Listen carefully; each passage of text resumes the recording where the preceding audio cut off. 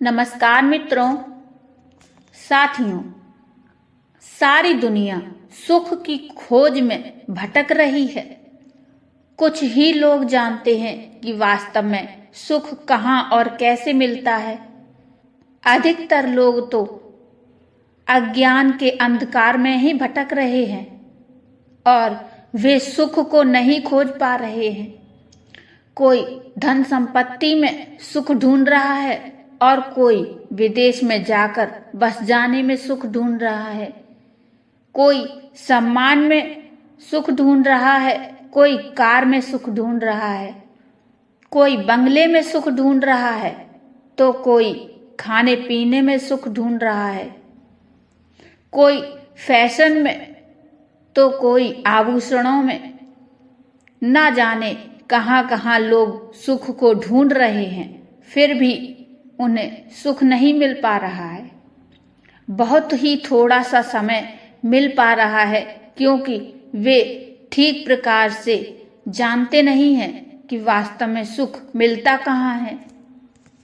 सुख तो दो प्रकार का होता है, एक सांसारिक सुख और दूसरा आध्यात्मिक सुख। मित्रों, सांसारिक सुख तो वही है जिसे लोग खाने पीने, नाचने गाने और धन संपत्ति, कपड़े, फैशन आदि में ढूंढ रहे हैं। इन वस्तुओं में उन्हें थोड़ा सा सुख मिल भी रहा है, लेकिन उतने से वे संतुष्ट नहीं हैं और ना ही होंगे, क्योंकि इस सांसारिक सुख को भोगने की उनकी विधि भी तो गलत है। वे अपने लोगों को छोड़कर अकेले अकेले अत्यंत स्वार्थी होकर इन वस्तुओं का सुख भोग रहे हैं। ये गलत विधि है। इससे उनको बहुत थोड़ा सा ही सुख मिल पाएगा। अब आप सोच रहे होंगे, तो सही विधि क्या है? तो मैं आपको बताती हूँ कि सही विधि क्या है। सही विधि तो ये है कि धन संपत्ति, मकान, मोटर गाड़ी, सोना चांदी, आभूषण इत्यादि भौतिक वस्तुएं भी तभी सुख देती हैं जब आपके साथ आपके अपने भी हों, अर्थात कुछ चेतन मनुष्य, परिवार के लोग, मित्र आदि भी आपके साथ जुड़े हों। उनके साथ मिलकर जब आप इन चीजों का सुख भोगेंगे तो यही वस्तुएं आपको अधिक सुखदायक प्रतीत होंगी। आज लोग केवल इन भौतिक साधनों के पीछे तो भाग रहे हैं, लेकिन अपने परिवार, माता पिता, भाई बहन, बड़े बुजुर्ग आदि से दूर होते जा रहे हैं और केवल भौतिक वस्तुओं की प्राप्ति करने में ही पूरा सुख मान रहे हैं।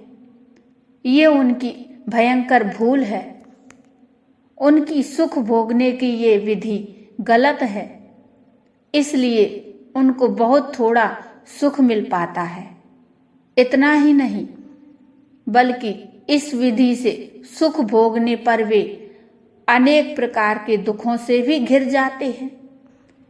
शास्त्रों के अनुसार इन दुखों से छूटने के लिए और अपना सांसारिक सुख बढ़ाने के लिए ये बहुत आवश्यक है कि यदि आप अपने परिवारजनों, अच्छे मित्रों, विद्वानों आदि के साथ रहें, उनके साथ मिलकर सांसारिक सुख को भोगें, तो आपको जीवन में सांसारिक सुख अधिक मात्रा में मिल पाएगा। इसके अतिरिक्त दूसरा सुख ये होता है, दूसरा सुख आध्यात्मिक सुख होता है।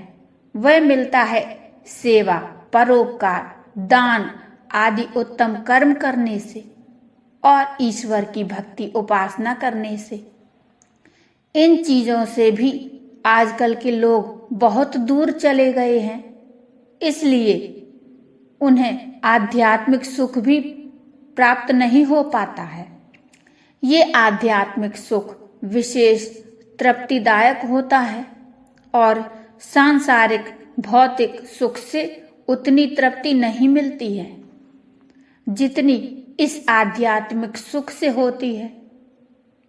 तो मित्रों, जो आपके सांसारिक लोग आपके अपने कहलाते हैं, जैसे माता पिता, मित्र आदि, उनके साथ मिलकर जीवन जिएं, अकेले में नहीं।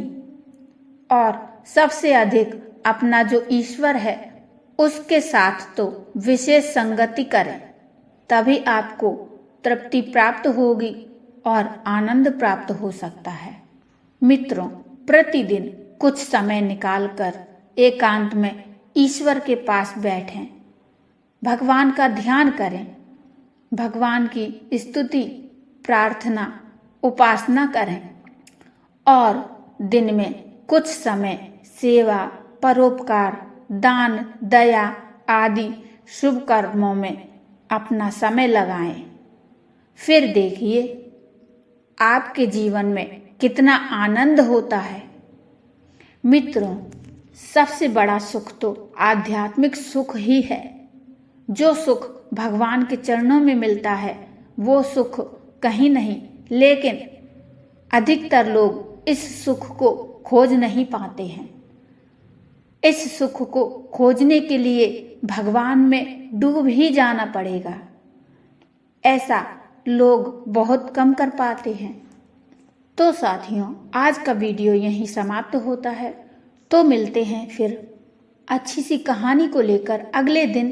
तब तक के लिए नमस्कार, धन्यवाद।